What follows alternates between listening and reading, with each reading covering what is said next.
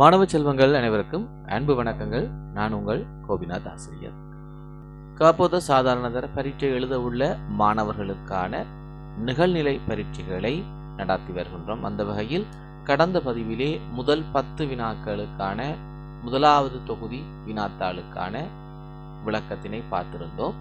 இந்த பதிவானது இரண்டாவது தொகுதி, அதாவது 11 தொடக்கம் 20 வரையான வினாக்களுக்கான விளக்கமாக அமைகின்ற பகுதியாகும். இதுவரை இந்த சேனலை நீங்கள் சப்ஸ்கிரைப் செய்யாமல் இருந்தால் கீழே இருக்கின்ற சப்ஸ்கிரைப் என்கின்ற பட்டியையும் அருகே இருக்கின்ற பெல் சின்னத்தையும் அழுத்திக் கொள்ளுங்கள். அப்பொழுதுதான் நான் புதிய காணொளிகளை பதிவேற்றுகின்ற பொழுது அவை உங்களுக்கு நேரடியாகவும் விரைவாகவும் வந்து சேரும். அதே போல பிள்ளைகள், இந்த காணொளியை பார்க்கின்ற பொழுது உங்களுக்கு ஏதாவது சந்தேகங்கள் வந்தாலோ அல்லது தெளிவின்மை இருந்தாலோ அல்லது நீங்கள் ஏதாவது கேட்க வேண்டிய வினாக்கள் இருந்தாலோ கீழே கமெண்ட் செய்து கொள்ளுங்கள். அவற்றுக்கும் நான் பதிலளிப்பேன். இந்த காணொளி உங்களுக்கு பிடித்திருந்தால் உங்கள் நண்பர்களுக்கு பகிர்ந்து கொள்ளுங்கள். நிச்சயமாக அவர்களுக்கும் இது பயனுள்ளதாக இருக்கும். வாருங்கள் பிள்ளைகள், நாங்கள் இன்றைய காணொளிக்கு செல்வோம்.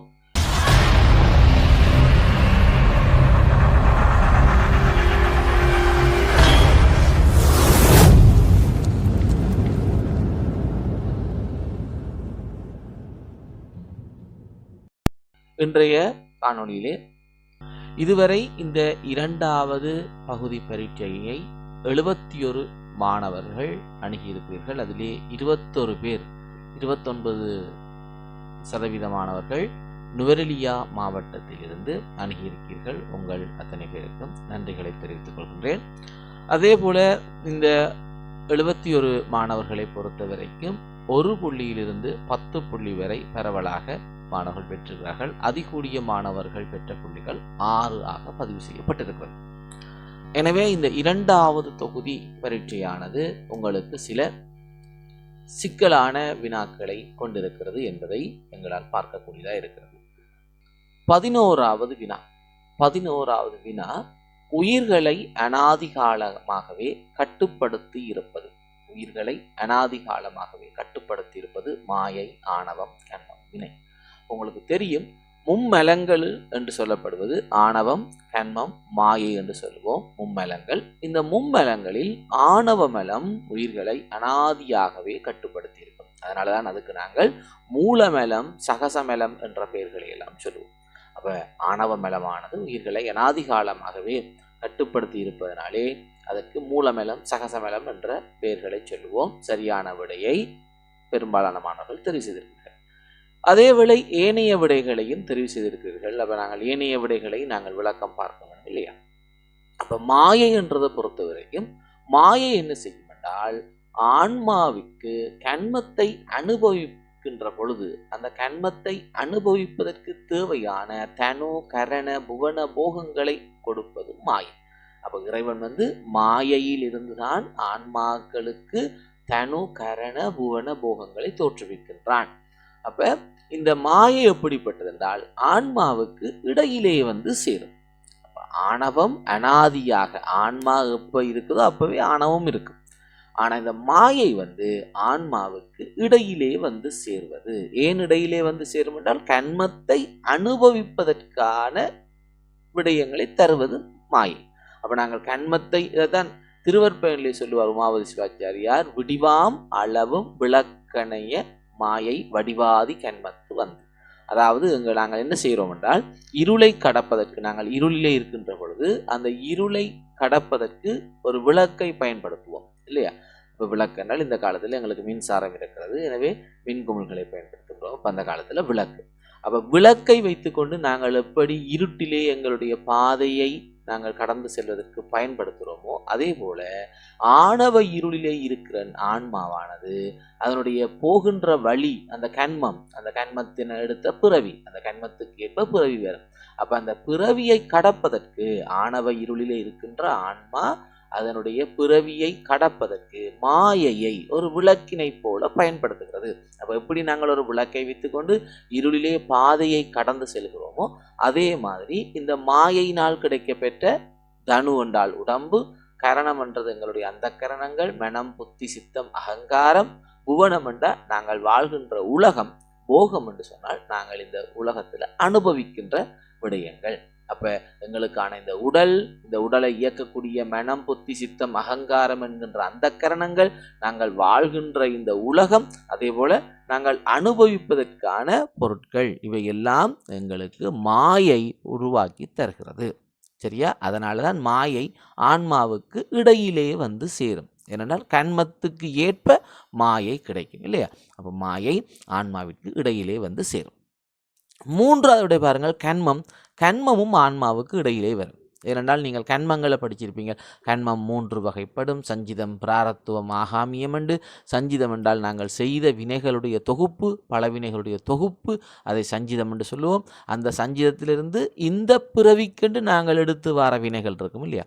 அந்த சஞ்சித வினையிலிருந்து இந்த பிறவிக்கென்று நாங்கள் சில வினைகளை எடுத்து வருவோம். அந்த வினைதான் பிராரத்துவ வினை. இந்த பிராரத்துவ வினையை நாங்கள் அனுபவிக்கின்ற பொழுது புதிதாக செய்கின்ற வினை என்று சொல்லப்படும் ஆகாமியம் என்று சொல்லப்படும். அப்ப ஆன்மாவுக்கு இடையிலே இந்த வினை வந்து சேரும். ஒவ்வொரு பிறவிக்குமாக அது செய்த வினைகள் பிறவிதோறும் வந்து சேரும். அந்த வினைக்கு ஏற்ப மாயை தொழிற்படும். எனவே ஆன்மாவுக்கு கண்மமும் மாயையும் இடையிலே வந்து சேரும். இந்த கண்மத்துக்கு ஏற்பதான் பிள்ளைகள் எங்களுக்கு பிறப்பு. அந்த கண்மத்தை அனுபவித்து முடிந்ததும் இறப்பு என்று சொல்லப்படும். ரைட்.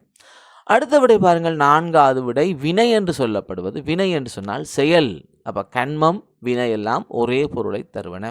வினை என்பது செயல், அதாவது கண்மம் என்று சொல்லப்படும். நாங்கள் செய்கின்ற வினைகள் உங்களுக்கு தெரியும், நல்வினை, தீவினை என்று 2 வகைப்படும். அப்போ நாங்கள் அந்த நல்வினை, தீவினையை நாங்கள் இன்னும் பிரிப்போம். சிவ நல்வினை, பசு நல்வினை, சிவ தீவினை, பசு தீவினை என்று 2ஆக பிரிப்போம். அப்போ வினை என்பது செயல் அல்லது கண்மத்தை குறிக்கின்ற வினை. சரி, இப்போ உங்களுக்கு இந்த 11வது வினா விளங்கி இருக்கும். நாங்கள் 12வது வினாவுக்கு செல்கிறோம். 12வது வினா பிரம்மபுரம் என அழைக்கப்படும் தலம். பிரம்மபுரம் என அழைக்கப்படுகின்ற தலம் திருமர்கள், சீர்காழி, திருமறைக்காடு, திருவண்ணாமலை. அப்போ அதில் சரியான விடை சீர்காழி. 44 பேர் இந்த விடையை தெரிவு செய்திருக்கிறீர்கள். சீர்காழி என்பது மிகச் சரியான விடை. அதாவது திருஞான சம்பந்தமூர்த்தி நாயனார் தோன்றிய இடம் இல்லையா? அவருக்கு சீர்காழி செம்மல் என்றொரு பெயரும் இருக்கிறது. அப்போ சீர்காழி அவர் தோன்றிய இடம். அங்கே இருக்கக்கூடிய ஆலயத்துக்கு பிரம்மபுரம் என்றொரு பெயரும் இருக்கிறது. ஏனைய விடைகளையும் பரவலாக தெரிவு செய்திருக்கிறீர்கள். ஏனைய விடைகளை பார்த்தால் திருமருகல் என்ற விடை இருக்கிறது. இந்த திருமருகலை பொறுத்த வரைக்கும் அங்கே திருஞான சம்பந்தருடைய ஒரு அற்புதம் நடந்தது. பாம்பு கடித்து இறந்த வணிகனை உயிர்ப்பித்த தலம் திருமருகல். பாம்பு கடித்து இறந்த வணிகனை உயிர்ப்பித்த தலம் வந்து திருமருகல். அதே போல் திருமறைக்காடு. இந்த திருமறைக்காடு வந்து வேதாரண்யம் என்று அழைக்கப்படும். திருமறைக்காட்டுக்கு வேதாரண்யம். மறை என்றால் வேதம், காடு என்பது ஆரண்யகம். காட்டுக்கு ஆரண்யகம் என்ற ஒரு பேர் இருக்குது. அப்போ மறைக்காடு, வேதம், ஆரண்யகம். அது இறைவனுடைய தலம் இருப்பதனாலே திரு என்ற அடைமொழி சேர்க்கப்படுகிறது. இப்போ திருவண்ணாமலை, திருமருகல், திருக்கோணமலை, திருக்கேதீச்சரம் என்றெல்லாம் இந்த திரு என்பது அடைமொழி, அது சேர்க்கப்படுகிறது. அது இறைவனுடைய தெய்வத்தன்மை பொருந்தியது என்ற பொருளிலே வரும்.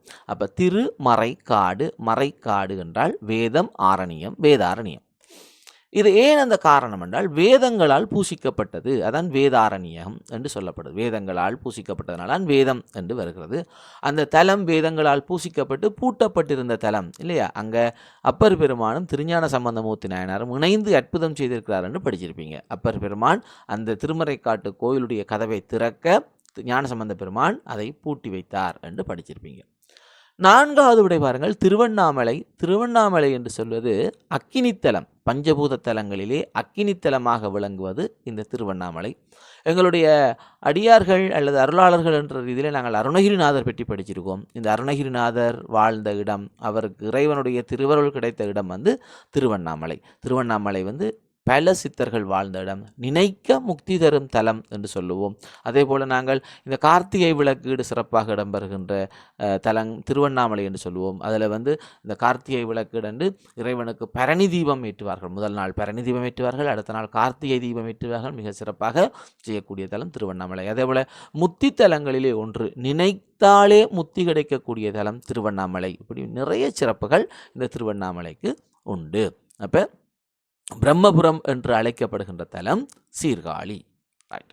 இப்போ நாங்கள் 13வது வினாவுக்கு செல்கின்றோம். 13வது வினா திருஞான சம்பந்தர் பொற்றாளம் கிடைக்க பெற பாடிய பதிகம். அப்போ திருஞான சம்பந்தருக்கு அவர் வெறும் கையினாலே அந்த குழந்தை கையினால் தாளமிட்டு தேவாரம் பாடுகிறது. அந்த குழந்தையினுடைய பிஞ்சு கைகள் வெந்துவிடும், அவை நோகும் என்று உணர்ந்த இறைவன் என்ன செய்கிறார்? அந்த ஞானசம்பந்தருக்கு பொற்றாளம் கொடுக்கிறார். அப்போ பொற்றாளம் கொடுத்த பொழுது அவர் பாடிய பதிகம் சரியான விடை மடையில் வாழை எனத் தொடங்குகின்ற பதிகம். பெரும்பாலான மாணவர்கள் இந்த சரியான விடையை தெரிவு செய்கிறீர்கள். மடையில் வாழை என்ற பதிகம் இங்கு பாடப்பட்டது. உங்களுக்கு தெரியும் இல்லையா? பஞ்சாட்சரம், நமச்சிவாய என்ற பஞ்சாட்சரம் பொறிக்கப்பட்ட பொற்றாளம். அந்த பொற்றாளம் ஆரம்பத்திலே நாதம் இல்லாமல், அதில் ஓசை நாதம் இல்லாமல் சாதாரண ஓசையாக இருந்தது.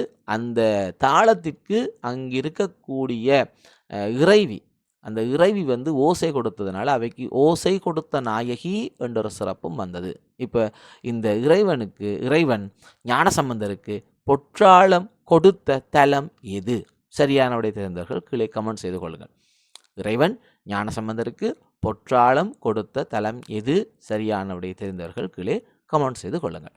ஏனைய விடைகளை பார்த்தால் இந்த பொன்னார் திருவடிக்கு ஒன்றுண்டு விண்ணப்பம் என்று பாடியது அப்பர் பெருமான்.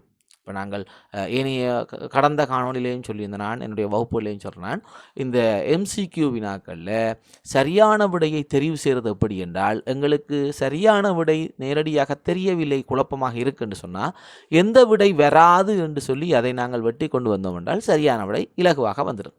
இப்போ இந்த விடை நிச்சயமாக வராது என்று தெரிந்தால் அதை நாங்கள் வெட்டி விட்டு வருவோமாக இருந்தால் சரியான விடை வரும். அப்போ இங்கே பார்க்கணும், முதல்ல இதில் 2 ஆப்ஷன் இருக்குது.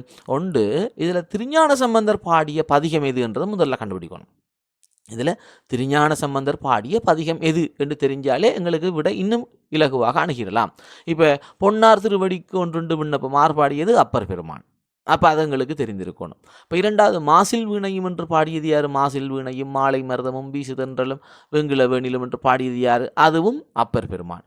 3வது, சுண்ணவன் சந்தன சாந்தும் பாடியது யார்? அதுவும் அப்பர் பெருமான். அப்போ இந்த ஏனைய தேவாரங்கள் அப்பர் பெருமான் தான் பாடினார் என்பது எங்களுக்கு தெரியுமாக இருந்தால் இந்த விடை மடையில் வாழை என்பது எங்களுக்கு இலகுவாக கிடைத்துவிடும் இல்லையா? அப்போ அதனால் இந்த தேவாரங்கள், நான் அடிக்கடி சொல்கிறது, தேவாரங்கள் அது பாடப்பட்ட சந்தர்ப்பங்கள், பாடிய தலம், அது பாடும்போது நிகழ்ந்த அற்புதங்கள், யார் பாடியவர் என்பதையெல்லாம் நாங்கள் குறித்து கொள்ள வேண்டும். அதை ஒரு அட்டவணைப்படுத்தி வைத்திருந்தீர்களாக இருந்தால் உங்களுக்கு பரீட்சைக்கு நிறைய இடங்களில் அது பயன்படும். அப்போ பொன்னார் திருவடிக்கு ஒன்றுண்டு விண்ணப்பம் பாடியது அப்பர் பெருமான் எப்பொழுது பாடப்பட்டென்றால், அவருடைய உடலிலே சமண சமயத்திலிருந்து சைவத்துக்கு வந்தேன், ஆகையினால் என்னுடைய உடல் அசுத்தம் அடைந்திருக்கிறது, இந்த உடலை சுத்தப்படுத்தணும், தூய்மைப்படுத்தணும், ஆகையினால் இறைவனே உன்னுடைய திருச்சின்னங்களான இடபத்தையும் சூலத்தையும் என்னுடைய உடலில் பொறித்தருள வேண்டும் என்று கேட்டு அப்பர் பெருமான் பாடியது இந்த பொன்னார் திருவடிக்கு ஒன்றுண்டு விண்ணப்பம் என்று. 2வது விடை மாசில் வீணையும் என்றது பார்த்தீங்கன்றால், அப்பர் பெருமான் எங்கே பாடினேர், எப்பொழுது பாடினேர் என்றால், சமணர்கள் கொடுமை செய்கிறார்கள், அதிலே சுண்ணாம்பறையிலே 7 நாட்கள் வைத்திருக்கிறார்கள். அந்த சுண்ணாம்பறையிலே வைத்திருந்த பொழுது நாவுக்கரசர் இறைவனை நினைந்து பாடியது மாசில் வீணையும் என்று தொடங்குகின்ற பாடல். இந்த பாடலை பாட அந்த சுண்ணாம்பறை வெம்மை தணிந்து அது நாவுக்கரசருக்கு எந்த விதமான துன்பத்தையும் ஏற்படுத்தாமல் இருந்தது என்று சொல்லி நாங்கள் அறிகிறோம் இல்லையா? 3வது விடை சுண்ணவன் சந்தனச்சாந்து. இந்த சுண்ணவன் சந்தனச்சாந்து எப்பொழுது பாடப்பட்டது என்றால், அப்பரை அழிப்பதற்காக மதம் கொண்ட யானையை ஏவி விடுகிறார்கள் சமணர்கள். இந்த மதம் கொண்ட யானையை ஏவி விட அந்த மதம் கொண்ட யானையானது வருகிறது, நாவுக்கரசரை காண்கிறது, அவரை வலம் வணங்கி விட்டு செல்கிறது. அவ்வாறு அந்த மத யானை தன்னை அழிக்கவில்லை என்பதை அறிந்த நாவுக்கரசர் இறைவனுக்கு நன்றி கூறும் விதமாக இந்த சுண்ணவன் சந்தன சாந்து என்கின்ற பதிகத்தை பாடினார். அப்போ சமணர்கள் நாவுக்கரசருக்கு செய்த கொடுமைகள் உங்களுக்கு தெரியும். அவர் செய்த கொடுமைகள் சுண்ணாம்பு அறையிலே இட்டது, நஞ்சு கலந்த பால்சோரை உண்ண கொடுத்தது, அதே போல் மதங்கொண்ட யானை ஏவியது, இறுதியாக கல்லோடு கட்டி கடலில் போட்டது. இப்போ நாங்கள் இதில் 2 கொடுமைகளுக்கான தேவாரங்கள் பார்த்துருக்கிறோம். அதாவது சுண்ணாம்பறையிலே இட்டமைக்கான தேவாரம், மதங்கொண்ட யானையை ஏவியமைக்கான பதிகம். இப்போ இன்னும் 2 இருக்கிறது. அதாவது கல்லோடு கட்டி கடலில் போட்ட பொழுது பாடியது என்னது?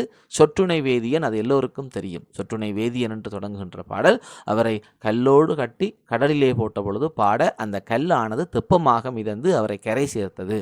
ஆனால் இந்த நஞ்சு கலந்த சோற்றை சமணர்கள் உண்ண கொடுக்க அது அவரை எதுவும் செய்யாமல் அமிர்தமாக அவருக்கு எந்த விதமான பாதிப்பையும் ஏற்படுத்தாமல் இருந்தது என்றொரு அற்புதம் நாங்கள் கேள்விப்பட்டிருக்கிறோம். அந்த அற்புதத்தின் பொழுது அவர் பாடிய பதிகம் என்ன தெரிந்தவர்கள் கமெண்ட் செய்து கொள்ளுங்கள். அதாவது சமணர்கள் நாவுக்கரசருக்கு நஞ்சு கலந்த சோற்றை கொடுத்த பொழுது அதை அவர் உண்டு எதுவும் ஆகாமல் இருந்தது. அதன் பொழுது அவர் இறைவனுக்கு நன்றி கூறி ஒரு பதிகம் பாடினார். அந்த பதிகத்தினுடைய பெயர் என்ன அல்லது அதனுடைய முதல் வரி என்ன தெரிந்தவர்கள் கமெண்ட் செய்து கொள்ளுங்கள். அப்போ திருஞான சம்பந்தர் பொற்றாளம் கிடைக்க பெற்ற பொழுது பாடிய பதிகம் மடையில் பாலை என்கின்ற பதிகம். 14வது வினாவுக்கு செல்கிறோம். 14வது வினா பாருங்கள். சுவேதன பெருமாள் எனும் இயற்பெயர் கொண்டவர். சுவேதன பெருமாள் எனும் இயற்பெயர் கொண்டவர். சரியான விடை மெய்கண்ட தேவர். அதாவது இந்த மெய்கண்ட தேவர் அச்சுத கலப்பாளர், அவருடைய தந்தையார். அந்த இருக்கக்கூடிய சுவேதன பெருமாள் என்கின்ற இறைவனுடைய திருவருளால் பிறந்தவர் என்பதனால அந்த இறைவனுடைய பெயராகிய சுவேதன பெருமாள் என்பதை தன்னுடைய குழந்தைக்கு வைக்கிறார்கள். இந்த மெய்கண்ட தேவரை பொறுத்தவரைக்கும் உங்களுக்கு தெரியும், சந்தான குறவர்களில், அதாவது புறச்சந்தான குறவர்களிலே முதன்மையானவராக சொல்லப்படுகிறார் இல்லையா. மிகச்சிறிய வயதிலே ஞானம் பெற்றவர் என்று சொல்லி இவரை சொல்லப்படும். இவர் இவருடைய தந்தையார் அச்சுத கலப்பாளர், அவருடைய குரு அருணந்தி சிவாச்சாரியார். அப்போ தந்தையின் குருவுக்கே குருவாக அமைந்தவர் என்பதெல்லாம் நீங்கள் கேள்விப்பட்டிருப்பீர்கள். அதே போல் சிவஞான போதம் என்கின்ற மெய்கண்ட சாஸ்திர நூல், அந்த நூலை இயற்றியவர் மெய்கண்ட தேவர். இப்படியெல்லாம் நிறைய சிறப்புகள் மெய்கண்ட தேவருக்கு இருக்கிறது. இரண்டாவது விடை அருணந்தி சிவாச்சாரியார். அப்போ ஏனைய விடைகளையும் பரவலாக எல்லோரும் தெரிவு செய்திருக்கிறீர்கள். அப்போ இரண்டாவது அருணந்தி சிவாச்சாரியார் பொறுத்த வரைக்கும் இவருக்கு சகலாகம பண்டிதர் என்கின்ற சிறப்பு பெயர் இருக்கிறது. சகலாகம பண்டிதர் ஏனென்றால் எல்லா வேதாகமங்களையும் கற்று தேர்ந்தவர் என்பதனால சகலாகம பண்டிதர் என்பது அருணந்தி சிவாச்சாரியாருடைய சிறப்பு பெயர். நான் முன்னமே சொன்னேன், மெய்கண்ட தேவருடைய தந்தையார் அச்சுத கலப்பாளர், அவருடைய குரு அருணந்தி சிவாச்சாரியார். அப்போ இந்த அருணந்தி சிவாச்சாரியார் மெய்கண்ட தேவருக்கு சீடராகினார். அந்த சீடராகின சந்தர்ப்பம் ஒரு சுவாரஸ்யமான சந்தர்ப்பம் இல்லையா. அவர் பார்க்கின்ற பொழுது மெய்கண்ட தேவர் தன்னுடைய சீடர்களோடு இருந்து உபதேசம் செய்து கொண்டிருக்கிறார். அதை பார்த்த அருணந்தி சிவாச்சாரியார் அவரை சோதிக்க விரும்புகிறார். ஆணவத்தின் வடிவம் யாது என்று கேட்கிறார். உடனே நீதான் என்று சொல்லி கைகளை மடக்கி விரலை நீட்டி காட்டுகிறார். அப்போ அந்த சந்தர்ப்பத்திலே அருணந்தி சிவாச்சாரியார் தன்னுடைய ஆணவத்தை உணர்ந்து மெய்கண்ட தேவரிடம் பணிந்து தன்னை சீடராக்கி கொள்கிறார். அப்போ அப்படி ஒரு அற்புதமான சந்தர்ப்பம் நீங்கள் கேள்விப்பட்டிருப்பீர்கள். மூன்றாவது உமாபதி சிவாச்சாரியாரை பொறுத்த வரைக்கும் இவருக்கு கொற்றவன்குடி முதலியார் என்ற ஒரு சிறப்பு பெயர் இருக்கு. கொற்றவன்குடி முதலியார் என்ற சிறப்பு பெயர் இருக்கிறது உமாபதி சிவாச்சாரியாரை பொறுத்த வரைக்கும். அதே போல் நான்காவது மறைஞான சம்பந்தர். இந்த மறைஞான சம்பந்தரை உங்களுக்கு தெரியும், உமாபதி சிவாச்சாரியாருடைய ஆணவத்தை அகற்றியவர் மறைஞான சம்பந்தர் இல்லையா. இவர் அருணந்தி சிவாச்சாரியாருடைய சீடர்களிலே ஒருவர் மறைஞான சம்பந்தர். மறைஞான சம்பந்தருடைய சீடர் உமாபதி சிவாச்சாரியார். உங்களுக்கு தெரியும், உமாபதி சிவாச்சாரியார் சிதம்பரத்திலே பூஜை செய்கின்ற அந்தனர் மரபைச் சேர்ந்தவர். அப்போ அங்கே பூஜை செய்துவிட்டு என்ன செய்கிறார், பல்லக்கிலே ஏறி வருகிறார். பகல் நேரத்திலே இப்படி தீவர்த்தியோடு வந்த உமாபதி சிவாச்சாரியாரை பார்த்த மறைஞான சம்பந்தர் தன்னுடைய சீடர்களுக்கு சொல்லுகிறார், பட்டகட்டையில் பகல் குருடு போகிறது என்று சொல்லி. அப்போ இதை கேட்டவுடனே உமாபதி சிவாச்சாரியார் தன்னுடைய ஆணவம் அகன்று உண்மை உணர்ந்து மறைஞான சம்பந்தரிடம் சீடராக சேர்ந்து கொண்டார் என்று சொல்லி நீங்கள் கேள்விப்பட்டிருப்பீங்க இல்லையா. அப்படிப்பட்ட சிறப்புடையவர் மறைஞான சம்பந்தர். இந்த மறைஞான சம்பந்தருக்கு ஒரு சிறப்பு பேர் இருக்கிறது, கண்கட்டி பண்டாரம் என்று இவரை சொல்லுவார்கள். இது உங்களுடைய பாடத்திட்டத்திலே இல்லை, பாடநூலிலே இல்லை, இருந்தாலும் ஒரு அறிவுக்காக தெரிந்து வைத்துக் கொள்ளுங்கள். மறைஞான சம்பந்தருடைய சிறப்பு பெயர் அல்லது அவருக்குரிய வேறு பெயர், அவர் தன்னை கண்கட்டி பண்டாரம் என்று அழைத்தார் என்று சொல்லப்படும். அப்போ எனவே சுவேதன பெருமாள் என்ற வினாவுக்குரிய சரியான விடை மெய்கண்ட தேவருடைய இயற்பெயர் சுவேதன பெருமாள். 15வது வினாவுக்கு செல்றோம். 15வது வினா சுவாமி விபுலானந்தருடைய தீட்சாகுரு. சுவாமி விபுலானந்தருடைய தீட்சாகுரு. இந்த வினாவுக்குரிய சரியான விடை சுவாமி சிவானந்தர். சுவாமி சிவானந்தர் தான் விபுலானந்தருக்கு தீட்சை வழங்கியவர். சரியான விடையை கிட்டத்தட்ட 53 வீதமானவர்கள், கிட்டத்தட்ட அரைவாசி பேர் தெரிவு செய்திருக்கிறீர்கள். ஏனையவர்கள் ஏனைய விடைகளையும் தெரிவு செய்திருக்கிறீர்கள். இப்போ விபுலானந்தருடைய தீட்சாகுரு என்ற வினாவுக்கு இப்போ நான் சொன்னான், பொருத்தமில்லாத விடைகளை நாங்கள் வெட்டி கொண்டு வந்தால் சரியான விடை எங்களுக்கு கிடைக்கும். இப்போ இதில் பார்த்தீங்கன்னா 4 விடைகளில் விவேகானந்தர், ராமகிருஷ்ண பரமஹம்சர், சுவாமி சிவானந்தர், பிரபோத சைத்தன்யர், இப்போ இந்த 4 விடை இருக்குது. இப்போ விபுலானந்தரோடு தொடர்புபட்டவர்கள் அல்லது விபுலானந்தரோடு தொடர்பு படாதவர்கள் என்று நாங்கள் இனம் காணணும். இப்போ விபுலானந்தரோடு தொடர்பு படாதவர்கள் இதில் யாருன்னு பார்த்தா விவேகானந்தர் விபுலானந்தரோடு தொடர்பட்டவர் அல்ல. இருவருடைய காலமும் வெவ்வேறு காலம். அதே மாதிரி ராமகிருஷ்ண பரமஹம்சரும் இவரோடு தொடர்பட்டவர் அல்ல, இவருடைய காலமும் வேறு. அப்போ இங்கே விவேகானந்தர் ராமகிருஷ்ணர் 2 பேரும் இந்த வினாவுக்கு பொருத்தமற்ற விடை. ஆனால் விவேகானந்தரால் உருவாக்கப்பட்டதுதான் ராமகிருஷ்ண இயக்கம். சுவாமி விவேகானந்தர் அவருடைய குரு ராமகிருஷ்ணர். அப்போ சுவாமி விவேகானந்தர் தன்னுடைய குருவான ராமகிருஷ்ணருடைய பெயரிலேயே தான் இந்த ராமகிருஷ்ண இயக்கம் என்றதை உருவாக்கினார்.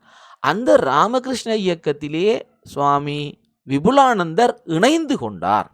உங்களுக்கு தெரியும், இலங்கையிலே அதிபராக கடமையாற்றி கொண்டிருந்த சுவாமி விபுலானந்தர் தன்னுடைய நண்பருடைய மறைவிற்கு பிறகு உலகியலை துறந்து அவர் சென்னை சென்று அங்கிருக்கக்கூடிய ராமகிருஷ்ண மிஷனிலே இணைந்து கொண்டார் என்று படிச்சிருப்பீங்க இல்லையா? அப்போ இதில் இன்னொரு கேள்வி கேட்க போகிறேன். இப்போ நான் சுவாமி விபுலானந்தர் யாருடைய மறைவுக்கு பிறகு அவர் உலகியலை துறந்தார்? விபுலானந்தர் யாருடைய மறைவுக்கு பிறகு உலகியலை துறந்தார்? இந்த வினாவுக்கான விடை தெரிந்தால் கீழே கமெண்ட் செய்து கொள்ளுங்கள், யாருடைய மறைவுக்கு பிறகு என்று. ரைட். அப்போ இந்த சுவாமி விபுலானந்தர் சென்னையிலே சென்று ராமகிருஷ்ண மிஷனிலே இணைந்து கொள்கிறார். அப்போ இந்த ராமகிருஷ்ண மிஷன் யாரால் உருவாக்கப்பட்டது என்றால் சுவாமி விவேகானந்தரால் உருவாக்கப்பட்டது, அவருடைய குருவான ராமகிருஷ்ண பரமஹம்சருடைய பெயரில். ரைட். இந்த பிரபோத சைத்தன்யர் என்று சொல்வது சுவாமி விபுலானந்தருடைய பிரம்மச்சரிய நாமம். சுவாமி விபுலானந்தருடைய பிரம்மச்சரிய நாமம்தான் இந்த பிரபோத சைத்தன்யர். அப்போ இங்கே கேள்வி அவருடைய தீட்சா குரு, அவருக்கு தீட்சை கொடுத்த குரு யார் என்பது சுவாமி சிவானந்தர். அவர்தான் இவருக்கு தீட்சா குருவாக அமைகிறார். ரைட். இப்போ நாங்கள் அடுத்த வினாவுக்கு போகிறோம். 16வது வினா, சுபமுகூர்த்த நிர்ணயம் தேவைப்படாத பிரதிஷ்டை எது? சுபமுகூர்த்த நிர்ணயம் தேவைப்படாத பிரதிஷ்டை. பாருங்க பிள்ளைகள், எங்களுக்கு இந்த பிரதிஷ்டை தொடர்பாக கும்பாபிஷேகம் தொடர்பாக நாங்கள் படிக்கின்ற பொழுது 4 விதமான கும்பாபிஷேகம் இருக்குன்னு படிச்சிருக்கோம் இல்லையா? அனாவர்த்தனம், ஆவர்த்தனம், புனராவர்த்தனம், அந்தரிதம் என்று 4 விதமான கும்பாபிஷேகங்கள் இருக்கிறது. இதில் சுபமுகூர்த்த நிர்ணயம் தேவைப்படாத பிரதிஷ்டை அந்தரித பிரதிஷ்டை. அப்போ சரியான விடையை பெரும்பாலான மாணவர்கள் 70% மாணவர்கள் தெரிவு செய்திருக்கிறீர்கள். அந்தரிதம் என்று சொன்னால் என்ன?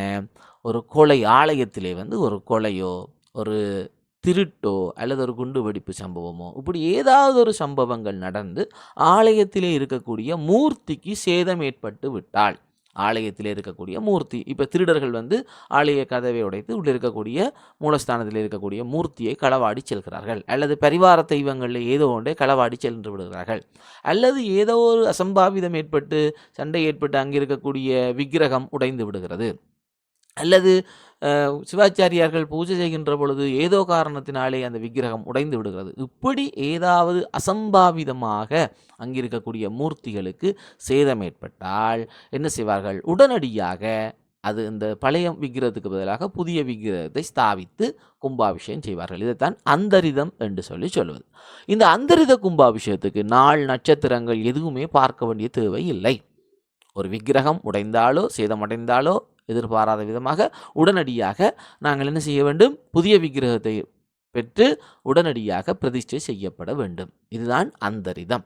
ஆனால் ஏனைய கும்பாபிஷேகங்களுக்கு நாள் நிர்ணயங்கள் தேவைப்படுகிறது. இப்போ விடைய பார்த்தால் ஆவர்த்தனம்ன்றதை பார்த்தீங்கன்னா, ஆவர்த்தனம்ன்றா உங்களுக்கு தெரியும், ஏற்கனவே இருந்த ஒரு கோயிலானது முற்றாக அழிந்த பிறகு, இப்போ சுனாமிலேயோ இல்லாட்டி ஒரு வெள்ளத்திலேயோ சூறாவளி வந்ததோ இல்லாட்டி யுத்த காலத்திலேயோ முற்றாக முழுமையாக அந்த கோயில் சிதைவடைந்த அழிவடைந்த பிறகு மீண்டும் புதிதாக அந்த இடத்துல ஒரு கோயிலை கட்டுறோம் என்று சொன்னால் அதை நாங்கள் ஆவர்த்தனம் என்று சொல்லுவோம். அப்படி மீண்டும் புதிதாக ஒரு கோயிலை கட்டைக்குள்ளே நாங்கள் பூஜ்ஜியத்திலேருந்து ஆரம்பிப்போம் இல்லையா? பூஜ்ஜியத்திலேருந்து அந்த கோயிலை முழுமையாக கட்டி முடித்த பிறகு தான் நாங்கள் கும்பாபிஷேகம் செய்வோம். அப்போ மூர்த்தியை பிரதிஷ்டை செய்வோம். எனவே அதற்கு நாள் நிர்ணயம் நாங்கள் பார்க்க வேண்டும். அதே போல் அனாவர்த்தனம் என்று சொல்வது கோயில் இல்லாத ஓரிடத்தில் புதிதாக ஒரு கோயிலை அமைத்தல். புதிதாக நாங்கள் ஒரு கோயிலை அமைக்கிறோம். அப்போ அந்த இடத்துல என்ன செய்வோம்? நாங்கள் ஆரம்பத்திலிருந்து அடித்தளத்திலிருந்து அந்த கோவிலை முறைமையாக கட்டி அந்த இடத்துல மூர்த்தியை விக்கிரகத்தை ஸ்தாபித்து நாங்கள் கும்பாபிஷேகம் செய்வோம். எனவே இதுக்கு நாள் நிர்ணயம் கட்டாயம் தேவை. புனராவர்த்தனம் என்று சொல்வது ஏற்கனவே இருந்து வழிபடப்பட்டு வந்த கோயிலானது எங்களுக்கு தெரியும் 12 வருடங்களுக்கு ஒரு முறை கும்பாபிஷேகம் செய்ய வேண்டும். அப்போ அந்த காரணத்துக்காக அல்லது அங்கே இருக்கக்கூடிய திருத்த வேலைகள், ஆலயங்களிலே திருத்த வேலைகள் நாங்கள் செய்ய வேண்டும் என்று சொல்லப்பட்ட காரணத்துக்காக என்ன செய்வோம்? பாலஸ்தாபனம் என்று சொல்லுவோம். என்ன பாலாலயம் என்று சொல்வார்கள். தற்காலிகமாக ஒரு சின்ன கோயிலை ஒரு சின்ன அறை போல ஆலயத்தில் அமைப்பாங்க. பாலாலயம் என்று சொல்கிறது. அந்த ஆலயத்துக்குள்ளே பாலஸ்தாபனம் செய்து மூர்த்திகளை வைக்கிட்டு கோயில் வேலைகள் எல்லாம் முடிஞ்ச பிறகு திருப்பி என்ன செய்கிறது? அந்த இடத்துல இருந்து எடுத்து கொண்டே பழைய விக்கிரகங்களை பிரதிஷ்டை செய்வது. இதை நாங்கள் புனராவர்த்தனம் என்று சொல்லுவோம். அப்போ இதற்கும் நாங்கள் நாள் நேரம் கட்டாயம் பார்க்க வேண்டும். அப்போ சுபமுகூர்த்த நேரம் நிர்ணயம் எதுவுமே தேவையில்லாமல் உடனடியாக செய்கிற கும்பாபிஷேகம் அந்தரித பிரதிஷ்டை என்று சொல்லுவோம். ரைட். அப்போ 16வது வினா நாங்கள் பார்த்துருக்கிறோம். 17வது வினாக்கு போகிறோம். 17வது வினா பாருங்கள். திருப்பெருந்துறையிலிருந்து குதிரைகள் வருவதாக கூறிய நாள். அப்போ இது யாரோட தொடர்புடையது? மாணிக்க வாசகரோட தொடர்புடையது. அப்போ மாணிக்க வாசகர் குதிரை வாங்குறதுக்காக செல்கிறார். அரிமர்தன பாண்டியனுடைய அமைச்சராக இருக்கிறார். இப்போ குதிரைகள் திருப்பெருந்துறையிலே குதிரைகள் வந்திருக்கிறது என்று கேள்விப்படுகிறார் அந்த அரசன். எனவே இங்கே மாணிக்க வாசகரை வாதவூரர் என்ற இயற்பெயரோடு இருந்த மாணிக்க வாசகர் தன்னுடைய அமைச்சன் அவரை அழைத்து திருப்பெருந்துறையிலே குதிரைகள் வந்திருக்கிறது, சென்று வாங்கி வாருங்கள் என்று சொல்லி அவருக்கு பணத்தை கொடுத்து அனுப்புகிறார். இந்த பணத்தை எல்லாம் பெற்றுக்கொண்டு திருப்பெருந்துறைக்கு சென்ற மாணிக்க வாசகர் வாதவூரர் அங்கு குருந்தை மர நிழலிலே இருந்த சிவபெருமானினுடைய குரு வடிவத்தை பார்த்து தன்னை மறந்து, தன்னுடைய நோக்கத்தை மறந்து அவரிடத்திலே சென்று ஞான உபதேசம் பெறுகிறார். அந்த ஞானத்தை பெற்றுதான் அதுக்கு பிறகு மாணிக்க வாசகர் ஆனார் என்று உங்களுக்கு தெரியும். அப்போ குதிரை வாங்க சென்ற வாதவூரர் இன்னும் வரவில்லை. தென்னவன் பிரம்மராயன் என்ற பட்டம் அவருக்கு வழங்கப்பட்டிருந்தது இல்லையா? அப்போ தென்னவன் பிரம்மராயன். அப்போ அந்த வாதவூரர் இன்னும் வரவில்லை என்று அறிந்து அரசன் சினங்கொள்கிறான். பணியாளர்களை ஏவலாளர்களை பிடித்து அனுப்புகிறான். அப்போ ஏவலாளர்கள் வந்து வாதவூரிடம் சொல்லுகிறார்கள். அப்போ வாதவூரன் பதபதைத்து நிற்கிறான். அப்போ அங்கே இருக்கக்கூடிய சிவபெருமான் என்ன சொல்கிறார்? ஆவணி மூல நாளில் குதிரைகள் வந்து சேரும் என்று சொல்கிறார். அப்போ திருப்பெருந்துறையிலிருந்து குதிரைகள் வருவதாக கூறிய நாள் ஆவணி மூலம். 48 விதமான மாணவர்கள் 34 பேர் சரியான விடையை வழங்கியிருக்கிறீர்கள். இப்போ ஏனைய விடைகளையும் தெரிவு செய்திருக்கிறீர்கள், அரைவாசிக்கு மேற்பட்டவர்கள். இப்போ பார்த்தீங்கன்னா நான் முதலே சொன்னது போல் அந்த விடைகள் எந்த கேள்விக்கு வரும் என்பதை நாங்கள் பார்க்கணும். இப்போ நாங்கள் ஒரு வினாவுக்கு தவறான விடையை தெரிவு செய்கிறோம்டா பிள்ளைகள், எங்களுக்கு 2 பிரச்சனை வரும். ஒன்று, அந்த வினாவுக்குரிய சரியான விடை எது என்றது எங்களுக்கு தெரியலை. 2வது, நாங்கள் தெரிவு செய்த விடைக்கு எது கேள்வி என்றதும் எங்களுக்கு தெரியாமல் போயிட்டு. இப்போ பாருங்கள், ஏனைய விடைகளை பாருங்கள் எங்கே தொடர்புபடுதுன்னு பார்த்தா இந்த ஏனைய விடைகள் எல்லாம் நாங்கள் எங்கேயோ கேள்விப்பட்ட மாதிரி இருக்கும். இப்போ ஆணி மகம், இது எங்கே கேள்விப்பட்டிருக்கோம்? யாருடையோ குரு பூசை தினம் இல்லையா? மாணிக்க வாசகருடைய குரு பூசை தினம் ஆணி மகம். சித்திரைச்சதயம் அப்பர் பெருமானுடைய குரு பூசை தினம். வைகாசி மூலம் திருஞான சம்பந்தருடைய குரு பூசை தினம். அப்போ சுந்தரருடைய குரு பூசை தினம் எது? ஆடிச்சுவாதி. அப்போ சுந்தரருக்கு ஆடிச்சுவாதி, மாணிக்க வாசகருக்கு ஆணிமகம், அப்பர் பெருமான் சித்திரைச்சதயம், திருஞான சம்பந்தர் வைகாசி மூலம்.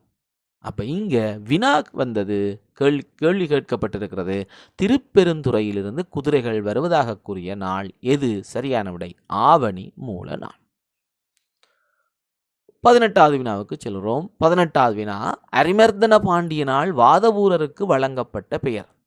இப்போ இந்த பெயர் நாங்கள் இப்போ 17வது வினாவிலே பேசினோம். இப்போ நாங்கள் ஒரு வினாவுக்குரிய 4 விடைகளையும் பற்றி அலசுகின்ற பொழுது, ஆராய்கின்ற பொழுது இன்னும் ஒரு வினாவுக்கான விடையும் அங்கு வந்து சேர்கிறது இல்லையா? அப்போ இதைத்தான் நான் என்னுடைய கற்பித்தலில் சொல்கின்றான், என்னுடைய வகுப்புகளிலே மாணவர்களை சொல்கிறது. என்னுடைய கற்பித்தலில் இந்த 4 விடைகள் பற்றி நாங்கள் பேசுகிறோம். 4 விடைகளுக்குமான குறிப்புகள், மேலதிகமான உபாயங்கள் எல்லாம் சொல்லி கொண்டு வரேன். அப்போ இதுகளை நீங்கள் கவனித்து கொள்ளணும், குறித்து கொள்ளணும். ஏனென்று சொன்னால் இதிலிருந்து உங்களுக்கு இன்னும் ஒரு கேள்வி உருவாகும். அப்போ நாங்கள் கடந்த 17வது வினாவிலே பேசுகின்ற பொழுது மாணிக்க வாசகர் பற்றி சொல்லுகின்ற பொழுது அவருடைய இயற்பெயர் வாதவூரர் என்று சொல்லியும், அரிமர்தன பாண்டியனிடத்திலே அவர் அமைச்சராக இருந்தார் என்று சொல்லியும், அதனால் அவருக்கு தென்னவன் பிரம்மராயன் என்ற பட்டம் வழங்கப்பட்டிருந்தது என்றும் சொல்லியிருந்தேன் நான். பாருங்கள், இப்போ அடுத்த கேள்வி வந்திருக்கிறது. அரிமர்தன பாண்டியனால் வாதவூரருக்கு வழங்கப்பட்ட பெயர் யாது? அப்போ சரியான விடை, முதலாவது விடை தென்னவன் பிரம்மராயன். 50 பேர் 70% மாணவர்கள் தெரிவு செய்திருக்கிறீர்கள். ஏனைய விடைகளையும் எங்கள் பிள்ளைகள் தெரிவு செய்திருக்கிறீர்கள். பார்ப்போம். ஏனைய விடைகளில் அருண்மொழித்தேவர் அருண்மொழித்தேவர் என்பது சேக்கிழாருடைய சிறப்பு பெயர். சேக்கிழாருடைய சிறப்பு பெயர் அருண்மொழித்தேவர். நரசிங்கமுனையர் என்பது, நரசிங்கமுனையர் எங்க கேள்விப்பட்டிருக்கிறோம்? சுந்தரருடைய வளர்ப்பு தந்தை இல்லையா? நரசிங்கமுனையர் என்பது சுந்தரருடைய வளர்ப்பு தந்தை. இவர் திருமுனைப்பாடி என்கின்ற நாட்டை ஆட்சி செய்த குறுநில மன்னன். அப்போ இந்த விடையை யாரும் தெரிவு செய்யவில்லை. எனவே இதில் ஒரு தெளிவு இருக்கு உங்களுக்கு. ஆனால் இவர் யார் என்று சொன்னால் சுந்தரரை வளர்ப்பு தந்தை. ஏன்னா சுந்தரர் வீதியில் விளையாடி கொண்டிருப்பதை பார்த்த இந்த நரசிங்கமுனையர் அவர் தேரில் வருகிறார். சுந்தரரை கண்ட இவர் என்ன செய்கிறார்? அவரை எடுத்து வளர்க்க விரும்புகிறார். பெற்றோரும் சம்மதிக்க அரண்மனையிலே வளர்த்தார் என்று நீங்கள் படிச்சிருப்பீங்க. இவர் திருமுனைப்பாடி என்ற நாட்டை ஆட்சி செய்த ஒரு குறுநில மன்னன். தம்பிரான் தோழன் யார்? தம்பிரான் தோழன் என்பது யார் என்றால், தம்பிரான் என்பது சிவபெருமானை குறிக்கும். என்ன நாங்கள் படிச்சிருக்கோம்? பெரிய தம்பிரான், நாகதம்பிரான் வழிபாடெல்லாம் பார்த்துருப்பீங்க. நாகதம்பிரான், பெரிய தம்பிரான், சின்ன வகுப்புல படிச்சிருப்பீங்க. ரைட். அப்போ இந்த தம்பிரான் என்பது சிவபெருமானை குறிக்கும். அப்போ சிவபெருமானுடைய தோழராக விளங்கியதனாலே சுந்தரருக்கு தம்பிரான் தோழர் என்ற பெயர் உண்டு. அப்போ தம்பிரான் தோழர் என்று சொல்லுவது சுந்தரமூர்த்தி நாயனாரை. அப்போ வினா, அரிமர்தன பாண்டியனால் வாதவூரருக்கு வழங்கப்பட்ட பெயர் தென்னவன் பிரம்மராயன். 19வது வினா பாருங்கள். சுந்தரர் வலக்கண் பார்வை பெற்ற தலம். சுந்தரர் வலக்கண் பார்வை பெற்ற தலம். உங்களுக்கு தெரியும், சுந்தரர் சங்கிலியாருக்கு செய்து கொடுத்த சத்தியத்தை மீறி என்ன செய்கிறார்? அந்த ஊரை விட்டு கடக்கிறார். ஊரை விட்டு கடக்கின்ற பொழுது அவருக்கு 2 கண்களும் பார்வை இல்லாமல் போகிறது இல்லையா? 2 கண்களும் பார்வை இல்லாமல் போகிறது. அதாவது திருவொற்றியூரை விட்டு நீங்குகின்ற பொழுது அவருக்கு 2 கண்ணும் பார்வை இல்லாமல் போகிறது. அப்போ தான் செய்த பிழையெல்லாம் இறைவனிடம் வருந்தி முதலிலே ஊன்றுகோல் பெற்றார். அதற்கு பின்னாக ஒவ்வொரு கண்ணுக்கும் பார்வை பெற்றார். அப்போ சுந்தரர் வலக்கண் பார்வை பெற்ற தலம் 2வது விடை திருவாரூர். சரியான விடை திருவாரூர். 48 பேர், 67.6, 68% மாணவர்கள் சரியான விடையை தெரிவு செய்திருக்கிறீர்கள், திருவாரூர். அப்போ ஏனைய விடைகளையும் தெரிவு செய்திருக்கிறீர்கள். திருவொற்றியூர் சங்கிலியாரை சுந்தரர் திருமணம் செய்து கொண்ட தலம். சங்கிலியாரை திருமணம் செய்து வாழ்ந்த இடம்தான் திருவொற்றியூர். இந்த திருவொற்றியூரை விட்டு நீங்குகின்ற பொழுதுதான் அவருக்கு கண் பார்வை இல்லாமல் போனது. 3வது திருப்பனந்தாள். இந்த திருப்பனந்தாளுக்கும் சுந்தரருக்கும் எங்கே தொடர்பு இருக்குது என்று சொன்னால், சுந்தரருடைய எங்களுடைய பாடநூலில் திருப்பனந்தாளோடு சுந்தரருக்கு தொடர்பு நாங்கள் படிக்கலை. அப்போ திருப்பனந்தாள் யாரோட படிச்சிருக்கிறோம்? குங்கிலியக்கலை நாயனாரோடு படிச்சிருக்கோம். இந்த திருப்பனந்தாள் என்ற தலத்தில் சிவலிங்கம் சரிந்திருந்ததை கேள்விப்பட்ட குங்கிலியக்கலையர் அந்த தலத்துக்கு போறேர். தன்னுடைய களத்திலே ஒரு கயிற்றையும் அந்த கயிற்றினுடைய மறுமுனையை சிவலிங்கத்திலேயும் கட்டி கொண்டு இழுக்கிறார். உடனே சிவலிங்கம் நிமிர்ந்தது என்று படிச்சிருக்கீங்க இல்லையா? அப்போ திருப்பனந்தாள் குங்கிலியக்கலை நாயனாரோட தொடர்புடையது. அங்கு சரிந்திருந்த சிவலிங்கத்தை நிமிர்த்திய அற்புதம் நிகழ்ந்த தலம். 4வது திருமறைக்காடு. நாங்கள் முன்னமே பேசிட்டோம். திருமறைக்காடு என்பது வேதங்களால் பூசிக்கப்பட்ட தலம், வேதாரண்யம் என்று சொல்லப்படுவது. இங்கே திருநாவுக்கரச பெருமான் ஆலய கதவினை திறக்க ஞானசம்பந்தமூர்த்தி நாயனார் அதை மூடினார் என்று பார்த்தோம். அப்போ இதில் நான் முதலே சொன்னான், சரியான விடை எங்களுக்கு தெரியாட்டி இந்த விடை வராது என்று நாங்கள் விட்டலாம். அப்போ திருப்பனந்தாள் சுந்தரரோட தொடர்படலை, திருமறைக்காடும் சுந்தரரோட தொடர்படலை. அப்போ சுந்தரரோடு தொடர்புபட்டது திருவொற்றியூரும் திருவாரூரும். அப்போ திருவொற்றியூர் அங்கே கண் கிடைச்சதுக்கான வரலாறு இல்லை, அது கண் பார்வை இழந்த தலம் என்ற தெளிவு வந்தால் சரியான விடை திருவாரூர் என்றது எங்களுக்கு தெரியும். இப்போ இதில் இன்னொரு கேள்வி இருக்குது. வலக்கண் பார்வை திருவாரூரில் கிடைச்சதுண்டா, இடக்கண் பார்வை கிடைத்த தலம் எது? சுந்தரருக்கு இடக்கண் பார்வை கிடைத்த தலம் எது? தெரிந்தவர்கள் கமெண்ட் செய்து கொள்ளுங்கள். 20வது வினா பாருங்கள். இளவேனில் காலத்தினுடைய ஆரம்பமாக அமைவது. இளவேனில் காலம். அப்போ நாங்கள் காலங்களை வகுக்கின்ற பொழுது எங்களுடைய பருவங்கள் என்று சொல்லிக்குள்ள நாங்கள் இந்த சித்திரை மாதத்திலே இளவேனில் காலம் ஆரம்பமாகும் என்று சொல்லுவோம். வசந்த காலம் என்று சொல்லுவோம். இளவேனில் காலம் வசந்த காலம். அப்போ வசந்த காலத்தினுடைய ஆரம்பம் சித்திரை மாதம். அப்போ அதுக்கு சரியான விடை சித்திரை மாதம். 46 பேர், 65% மாணவர்கள், கிட்டத்தட்ட 65% மாணவர்கள் சரியான விடையை தெரிவு செய்திருக்கிறார்கள். ஏனைய விடைகளையும் மாணவர்கள் தெரிவு செய்திருக்கார்கள். இப்போ தை மாதத்தை பொறுத்த வரைக்கும் நாங்கள் தை மாதத்தை பொறுத்த வரைக்கும் எப்படி சொல்லுவோம்? மகர சங்கராந்தி என்று சொல்லுவோம் இல்லையா? தை மாதத்தில் நாங்கள் படிச்சிருக்கோம் மகர சங்கராந்தி. சூரியன் மகர ராசிக்கு பிரவேசிக்கின்ற காலம் தை மாதம். ஆடி மாதத்தை பொறுத்த வரைக்கும் தட்சநாயன காலத்தினுடைய தொடக்கம். அப்போ தை மாதம் நாங்கள் உத்தராயண காலத்தினுடைய தொடக்கம் என்று சொல்லுவோம். ஆடி மாதம் தட்சநாயன காலத்தினுடைய தொடக்கம் என்று சொல்லுவோம். ஆடி மாதத்துக்கு சூரியன் கடகராசிக்கு வருகிறார் என்று நாங்கள் கேள்விப்படுவோம். மார்கழி மாதத்தை பொறுத்த வரைக்கும் எங்களுக்கு விரதங்களோட தொடர்புடைய காலம் இந்த மார்கழி மாதம். விநாயக சஷ்டி விரதம், திருவம்பாவி விரதம் என்பன எல்லாம் இந்த மார்கழி மாதத்திலே வரக்கூடிய விரதங்களாக இருக்கிறது. அப்போ அந்த வகையில் இளவேனில் காலம், அதாவது வசந்த காலத்தினுடைய தொடக்கமாக விளங்குவது சித்திரை மாதம் ஆகும். இந்த நிகழ்நிலை பரீட்சைகளிலே 2வது 10, அதாவது 11 தொடக்கம் 20 வரையான வினாக்களுக்கான விளக்கங்கள் இங்கே பார்த்திருக்கிறோம். இந்த விளக்கங்களை பார்க்கின்ற பொழுது 4 விடைகளுக்கான விளக்கம், அதே போல் அதற்கு மேலதிகமான உதிரிகள் என்றெல்லாம் நாங்கள் பார்த்து கொண்டு வருகிறோம். ஒவ்வொரு வினாவிலும் நாங்கள் குறைந்தது 4 வினா விடைகளுக்கு மேலே நாங்கள் பேசி வருகிறோம் இல்லையா? ஒவ்வொரு வினாவிலுமே குறைந்தது 4 வினா விடைகளுக்கு மேலே பேசி கொண்டு வருகிறோம்.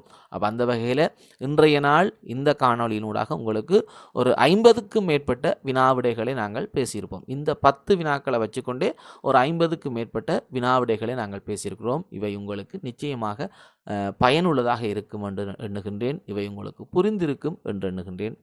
இந்த விளக்கங்களில் ஏதாவது ஐயங்கள் இருந்தால், சந்தேகங்கள் இருந்தால் தாராளமாக நீங்கள் கமெண்ட் செய்து கொள்ளலாம். வந்த வேளையில் நாங்கள் அடுத்த பரீட்சைக்கான இணைப்பு உங்களுக்கு தரப்பட்டிருக்கிறது. அடுத்த பரீட்சையை நீங்கள் சென்று அணுகி பார்க்கலாம். அதற்குரிய லிங்க் கீழே டிஸ்கிரிப்ஷனில் தரப்பட்டிருக்கிறது. அதே போல் என்னுடைய வாட்ஸ்அப் சேனலுக்கான லிங்க்கும் கீழே டிஸ்கிரிப்ஷனில் இருக்கிறது. இந்த வாட்ஸ்அப் சேனலில் இணைந்து கொள்ளலாம். நாங்கள் புதிய அறிவிப்புகள், வகுப்புகள், கருத்தரங்கங்கள் தொடர்பான அறிவிப்புகளை வழங்குகின்ற பொழுது அவை தொடர்பாகவும் நீங்கள் நேரடியாகவே அறிந்து கொள்ளக்கூடியதாக இருக்கும்.